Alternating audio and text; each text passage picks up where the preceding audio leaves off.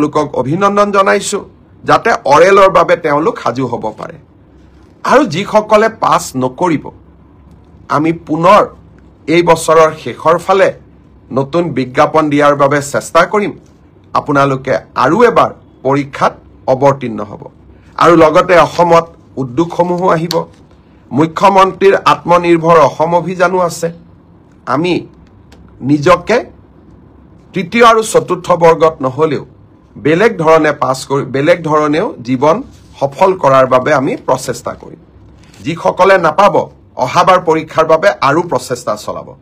মন বেয়া নকৰিব আৰু সকলোৱে যিসকলে পাব তেওঁলোকৰ কৃতিত্বক লৈ আমি সকলোৱে গৌৰৱ কৰিম আৰু যিসকলে নাপাব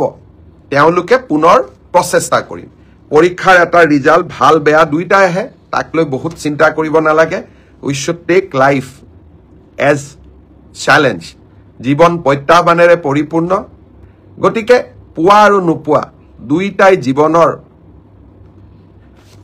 একোটা যাত্ৰাৰ সংগী বুলি আমি ধৰি ল'ব লাগিব মই জনাব পাৰিম যে আমি কেতিয়া পোষ্ট গ্ৰেজুৱেট টিচাৰৰ পৰীক্ষাৰ ফলাফল দিব পাৰিম